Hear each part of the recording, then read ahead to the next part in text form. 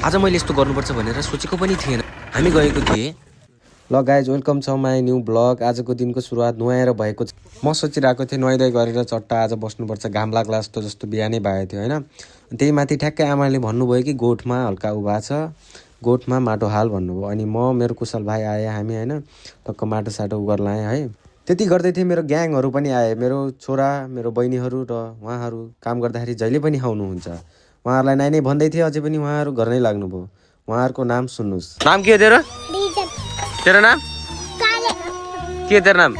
तेरो नाम? कुलीको नाकमा सिगान छ। ल तेरो नाम के हो? त्यहाँ भरे यहाँ लिएर आएँ कुशल भाइ लिएर मैले होइन।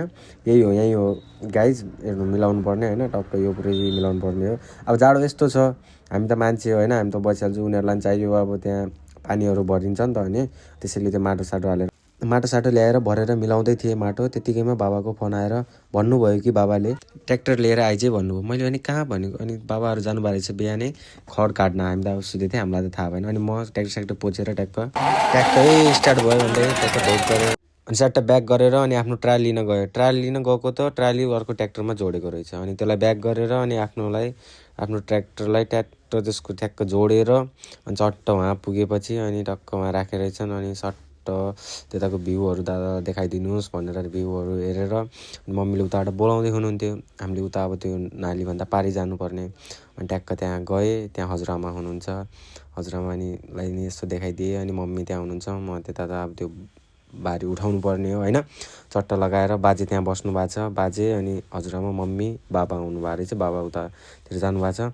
झ्याट्टै त्यो गर्दै थिएँ, त्यहाँ एकजना आन्टी माथि रुखमा यति टुप्पामाथि घाँस काट्दै हुनुहुँदैछ। अनि यसो देखाइदिउँ भनेको यति ठुलो अल्कोमाथि होइन, चट्ट पुरै यति ठुलो के। अब त्यहाँ हामीलाई पनि डर लाग्थ्यो, यत्रो रुखमा चढिदिनु भएको यत्रो जङ्गलमा। ट्याक्क त्यो बाढी मैले टाउकोमा राखेर लुई अब हिँडिदिउँ भनेको लुई हिँडिरहेको थियो। ल टक्क अनि चार्जिङ निकाउँथ्यो। अनि दादा पनि ल ठमक हिँडिदिनु भयो। ट्याक्क त्यो भरबार पारेँ, घाँसहरू पनि काट्नु रहेछ।